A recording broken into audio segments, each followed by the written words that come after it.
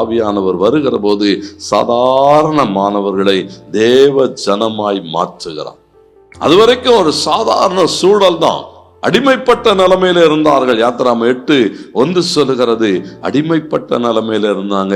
ஆண்டவர் அவங்களை பார்த்து சொன்னார், எனக்கு ஆராதனை செய்ய என் ஜனங்களை போக விடு.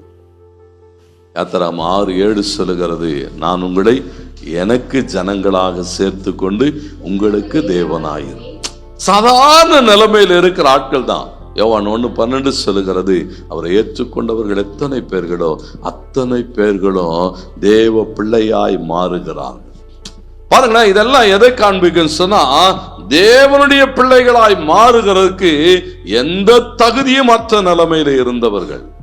ஏன்னா அந்த குடும்பத்திலே இணைக்கப்படுகிறதற்கு, அதிலே உறவாடுகிறதுக்கு என்ன இல்லைன்னு சொன்னா எந்த தகுதியும் இல்லை. கர்த்தருக்கு மகிமை உண்டாகட்டானா அவருடைய கிருபை, கர்த்தருக்கு மகிமை உண்டாட்டம். ஒரே ஒரு வசனம், ரோமர் 8:16 வாசிக்கிறோம். ஆவியானவர் சொல்லுகிறார், நாம் தேவ பிள்ளைகளாய் சொல்றாரு. ஒவ்வொரு நாளும் நம்ம கூட சொல்றாரு, நீ தேவ பிள்ளைதான்.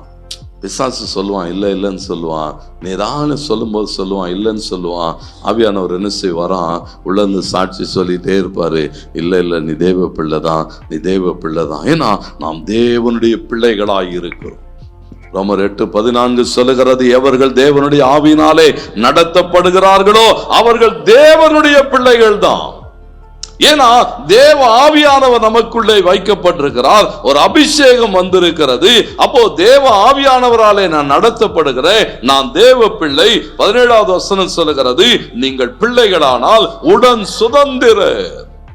கிறிஸ்துவுக்கு உண்டானவைகள் எல்லாம் என்னுடையவைகள். தேவனுக்கு மகிமை உண்டாட்டு. பாருங்க, அந்த உடன் சுதந்திரர். ரோமர் 9:28 சொல்லுகிறது, வாக்கு தத்தத்தின் பிள்ளைகள் தேவ பிள்ளைகள். சொல்லுகிறார், மாம்சத்தின்படி பிறந்தவர்கள் அல்ல, வாக்கு தத்தத்தின்படி பிறந்தவர்கள் தேவனுடைய பிள்ளைகள். கர்த்தருக்கு மகிமை உண்டாட்டம். நீங்களும் நானும் வாக்கு தத்தத்தின் பிள்ளைகள், விசுவாசத்தின் பிள்ளைகள், தேவ பிள்ளைகள். ஆண்டவருக்கு மகிமை உண்டாகட்டும். ரோமர் 9:26 ஓசியா சொன்னவைகளை மறுபடியும் அங்கே பவுல் திரும்ப பேசுகிற போது சொல்லுகிறான், நீங்க முதல்ல என் ஜனம் இல்லை என்கிற ஒரு நிலைமையிலிருந்து தேவ ஜனமாக மாற்றப்பட்டிருக்கிறீர்கள். தேவ பிள்ளைகள் இல்லை என்கிற நிலைமையிலிருந்து தேவ பிள்ளைகளாக மாற்றப்பட்டிருக்கிறீர்கள். ஆண்டவருக்கு மகிமை உண்டாட்டம். ஆவியானவர் வருகிற போது சாதாரண மாணவனை தேவ குடும்பத்திலே தேவ பிள்ளையாய் கொண்டு போய் நிறுத்துகிறார்.